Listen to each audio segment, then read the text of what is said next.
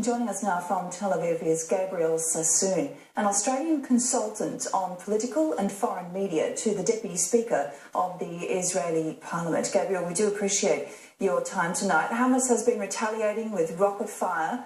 No doubt it has been a difficult time for Israelis, particularly in the major cities. Yes, it's been difficult. There were lots of explosions there in Tel Aviv yesterday, interceptions by Israel's missile defense system. I must correct you, Hamas has not been retaliating. They took a decision to attack Israel and they're indiscriminate firing on Israeli cities. It's a high war crime, and I keep getting asked what a proportionate response to this would be and if Israel's undertaking a proportionate response, but there is no proportionate response to the war crime of indiscriminately targeting cities, which is what Hamas is doing. Proportionate response would be illegal. We have 100 Palestinians who have died in these latest rocket strikes from Israel. Is that proportionate?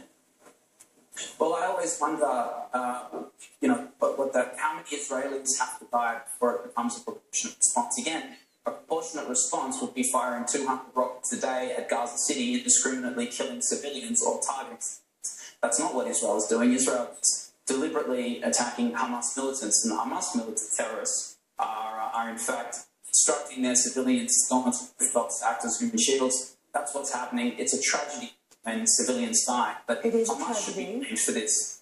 Hamas should be blamed for this, not the Israelis. With those reservists called up, there is going to be a ground invasion?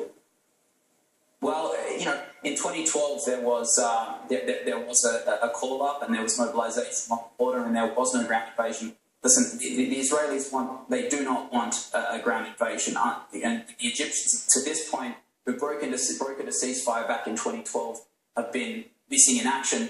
They're needed to broker a ceasefire. But look, I want to tell you, I've been consulting for the Labor opposition, so I've really got no need to shoot for this government. Ultimately, what we would like to see is a Labor-led government that pushes hard for a peace agreement. And at the end of the day, that is what needs to happen. But it's going to happen with the moderates. It's going to have to cut the legs out from these extremists. But what has happened is Hamas has decided, for domestic political reasons and for regional political reasons, to escalate fighting. The rockets have to stop. Israel's response, to my understanding and in my view, has been perfectly proportionate. I don't think the numbers game is getting. Well, Gabriel, the issue is now that there have been attempts at a diplomatic solution. Egypt has tried to get involved. Benjamin Netanyahu has ignored that. Do you expect that there is a solution there? Yeah, well, there has to be. Again, ultimately, I don't believe that Israel is interested in a ground invasion. I think Israel should go back to the status quo ante, and Israel would sign a ceasefire, particularly if the Egyptians came in and brokered it. Again, we have to get to the ceasefire, and believe me, there's nothing that Hamas wants more than a ground invasion, or it's entirely possible they want a ground invasion, because every civilian death in Gaza scores a media point for them.